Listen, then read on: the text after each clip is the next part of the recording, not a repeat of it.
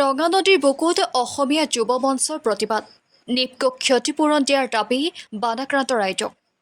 লখিমপুৰত ৰঙা নদীৰ বুকুত অসমীয়া যুৱ মঞ্চৰ প্ৰতিবাদী কাৰ্যসূচী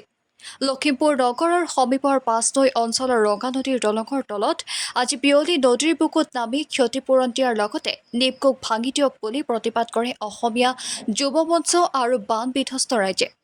অসমীয়া যুৱ মঞ্চৰ উদ্যোগত আৰু বান বিধ্বস্ত ৰাইজৰ সহযোগত আজি বিয়লি ৫মান বজাত এনেদৰে নদীৰ বুকুত নিপকৰ বিৰুদ্ধে তীব্ৰ প্ৰতিবাদ সাব্যস্ত কৰে প্ৰতিবাদী ৰাইজে নিপকৰ বিৰুদ্ধে চূড়ান্ত ক্ষোভ প্ৰকাশ কৰি বান বিধ্বস্ত ৰাইজৰ ক্ষতিপূৰণ দিবলৈ দাবী জনায় একেদৰে চৰকাৰকো পৰ্যাপ্ত সাহায্য দিয়াৰ দাবী জনায় অসমীয়া যুৱ মঞ্চৰ কেন্দ্ৰীয় সম্পাদক অনুপম শইকীয়াই নিপকৰ বান্ধটো ভাঙি দিয়ক বুলি দাবী জনাই কয় নিপকে পানী এৰি দি ক্ষতিগ্ৰস্ত কৰা লোকসকলক উচিত ক্ষতিপূৰণ দিয়ক নিপকে কোনো ধৰণৰ আগতীয়া খবৰ নিদিয়াকৈ মন গ'লেই নিশা ১-২ বজাতো পানী এৰি দিয়ে যাৰ বাবে ৰঙা নদী পৰীয়া ৰাইজৰ বিস্তৰ ক্ষতি হৈছে এইসকল লোকক নিপকে ক্ষতিপূৰণ দিবই লাগিব অন্যথা দলঙৰ ওপৰৰ পৰা জঁপিয়াই আত্মবলিদান দি নিপকৰ বিৰুদ্ধে প্ৰতিবাদ সাব্যস্ত কৰা হ'ব প্ৰতিবাদত অংশ লোৱা মুনিশ তিৰোতাসকলেও তেওঁলোকৰ দুৰ্দশা বখাদি নিপকক ক্ষতিপূৰণৰ দাবী জনায় উল্লেখ্য কেইদিনমানৰ আগতে নিপকোৱে ৰঙা নদী জলবিদ্যুৎ প্ৰকল্পৰ পানী ৰঙা নদীৰ বিশাল পৰিমাণে মোকলাই দিয়াৰ ফলত লখিমপুৰৰ পাঁচনৈ পহুমৰা আমতলা আদি বিভিন্ন অঞ্চল বিধ্বস্ত হৈছিল অপূৰণীয় ক্ষতি হয় ৰাইজৰ যাৰ বাবে আজি পাঁচনৈ ৰাইজে নদীৰ বক্ষত নামি প্ৰতিবাদ সাব্যস্ত কৰে স্মৰ্তব্য এটা দশকৰ পূৰ্বে বৃহৎ নদীবান্ধ বিৰোধী আন্দোলনে কঁপাই আছিল লখিমপুৰ জিলা মাজতে কেইবাবছৰমান এনে আন্দোলন স্থগিত হৈ থকাৰ পাছত এতিয়া পুনৰ বান্ধ বিৰোধী আন্দোলনে উকমুকনি দিছে আজি অসমীয়া যুৱ মঞ্চ আৰু পাঁচনৈ ৰাইজে নিপকৰ বিৰুদ্ধে এনেদৰে প্ৰতিবাদ সাব্যস্ত কৰে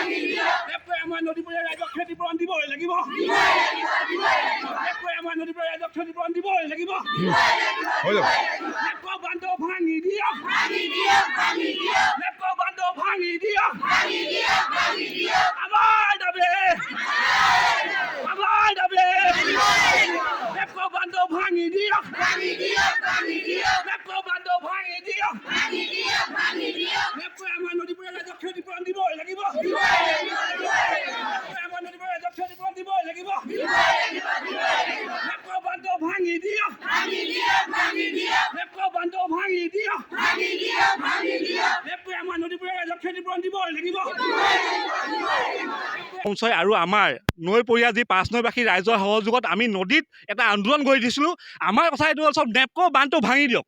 নেপকো বান্ধটো ভাঙি দিয়ক কাৰণ নেপকোৱে আমাৰ এই নৈপৰীয়া ৰাইজসকলক আপোনাৰ জীয়াই মাৰি পেলাইছে তো আমাৰ নৈপৰীয়া ৰাইজসকল আজি জীয়াই থকাৰ কোনো অৰ্থই নাইকিয়া হৈছে কাৰণ আমাক জীৱ জন্তুৰ নিচিনা ব্যৱহাৰ কৰিছে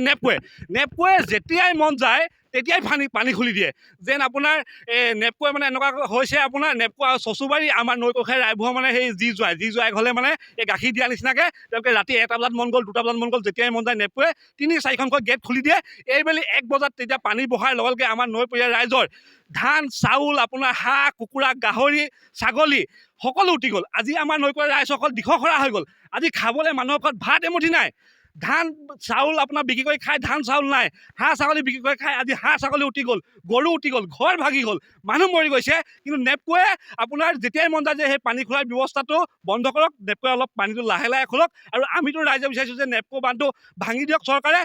তাৰ বদলি বিদ্যুৎ উৎপাদনৰ কাৰণে চ'লাৰ চিটি বনাওক আৰু এটা কথা নেপকোৱে আজি আমাৰ পাঁচনৈবাসী ৰাইজ আজি কেনেকৈ জীয়াই আছে কি খাইছে কি মৰিছে নেপকোৱে কোনো কিতাপ বিষয়ে আহি ইয়াত খবৰ ল'লে কাৰো দায়বদ্ধতা নাই আমাৰ এটা স্পষ্ট দাবী যে নেপকোৱে আমাৰ নৈপৰীয়া ৰাইজসকলক ক্ষতিপূৰণ দিবই লাগিব তেওঁলোকে যাৰ আমাৰ ঘৰ ভাগিছে যাৰ গৰু ছাগলী উটি গৈছে ধান চাউল উটি গৈছে পঢ়া ল'ৰা ছোৱালী কিতাপ পঢ়িছে সকলো ক্ষতিপূৰণ দিয়াৰ দাবী জনাইছোঁ আমি নেপকক অন্যথা কিন্তু এই নৈপৰীয়া ৰাইজসকলে এনেকৈ নহয় আমি আগন্তুক দিনত দলঙৰ ওপৰৰ পৰা আমি এটা সিদ্ধান্ত লৈছোঁ দলঙৰ ওপৰৰ পৰা কাৰণ আমি জীয়াই থকাৰ মাজত কোনো পাৰ্থক্য নাইকিয়া হৈ গ'ল যেতিয়াই মন যায় পানী খুলি দিব গৰু ছাগলীৰ নিচিনা আমাক ব্যৱহাৰ কৰিছে আৰু আজি এই নৈপৰীয়া ৰাইজসকল 10 বছৰ পিছুৱাই যোৱা হ'ল আজিৰ যুগত খাই বৈ জীয়াই থাকিবলৈ কিমান টান হৈছে এতিয়া দেখিছোঁ আমাৰ ইয়াৰ গাঁৱৰ ডেকাসকল নৈপৰীয়া ডেকাসকল হায়দৰাবাদত বা টাউনত হাজিৰা কৰিবলৈ ওলাবলগীয়া হৈছে এয়াই আমাৰ জীৱন ৰক্ষা কিন্তু নেপকৰ খা খবৰ নাই সেয়ে আগন্তুক দিনত কিন্তু নেপকৰ বিৰুদ্ধে আমি দলঙৰ ওপৰৰ পৰা জঁপিয়াই পিনি আমি ইয়াত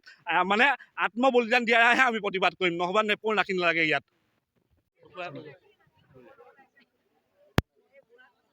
আমাৰ নদীপৰীয়া ৰাইজক যি শাস্তি হৈছে এই শাস্তিটো মানে চৰকাৰে পূৰাই দিব নোৱাৰে, গম পাইছেনে? ছাগলী গ'ল, ধান গ'ল, মোৰ হাঁহ সম্পত্তি খুলিব নোৱাৰিলোঁ, অকল বাকচটা পালোঁ মই, গম পাইছেনে? এতিয়া খাবলৈ নাই, তাত যি এমুঠি দিছে সেইটো খাইছোঁ, নহ'লে নাই। চৰকাৰে কিবা এতিয়া আমাক সুবিধা দিব লাগিব, খেতি পথাৰ দিব লাগে, সহায় কৰিব লাগিব। আৰু তেখেত যিমান সহায় কৰিলোঁ, আমাৰ যিমানবোৰ বস্তু কৈছে তেখেতে সম্পূৰ্ণ আমাক দিব নোৱাৰে কেতিয়াও, পাৰিবনে বাৰু? নোৱাৰে কেতিয়াও। আমাৰ যিমানবোৰ সম্পত্তি হ'ল নিপকোক আমি কৈছোঁ যে নিপকোৱে আমাক অতি সোনকালে ক্ষতিপূৰণ দিব লাগে। তেখেতলোকে আৰু ইমান অভাৰ পানী আমাৰ ইয়াত মেলি দিব নালাগে। ৰাতি ৰাতি কোনো মেছেজ নিদিয়াকৈ তেওঁলোকে ইমান পানী মেলি দিছে। আমাৰ ঘৰৰ হাঁহ সম্পত্তি, ল'ৰা ছোৱালী, ডকুমেণ্টছ, গৰু ছাগলী, ভঁৰালৰ ধান আমাৰ একো বাকী নাই। আৰু পানী মেলি দিছে সিমানতে তেওঁলোকে আঁতৰৰ পৰাই কথাবিলাক শুনি আছে, ৰাইজৰ ওচৰলৈ অহা নাই। আমাক ক্ষতিপূৰণ দিব লাগে আৰু চৰকাৰেও আমাৰ যিটো ক্ষতিপূৰণ অতি সোনকালে দিব লাগে। আৰু নিপকোক আমি বান্ধটো ভাঙি দিবলৈ বাৰম্বাৰ আমি কৈ আছোঁ। আৰু যদি পৰ্যাপ্ত নহয়, আমাৰ চাউল 5 কেজি, দালি আধা কেজি আমাৰ যথেষ্ট নহয়। ভঁৰালৰ ধান সম্পূৰ্ণ শেষ। আৰু ল'ৰা ছোৱালী ইতিমধ্যে আমাৰ কলেজলৈ যাবলৈ জোতা চেণ্ডেল কিবা কিবি একো নাই। এডমিশ্যন কৰিবলৈ ল'ৰা ছোৱালী এতিয়া ডিগ্ৰী ফাৰ্ষ্ট ইয়েৰ যাবলৈ পৰা নাই। গতিকে চৰকাৰেও আমাক সোনকালে ক্ষতিপূৰণ দিয়ক। আৰু নিপকোক আমি বাৰম্বাৰ কৈ আছোঁ, নিপকোক ভাঙি দিয়ক, নহ'লে কমকৈ পানীটো খুলি তেওঁলোকে সেইটো ব্যৱস্থা কৰক।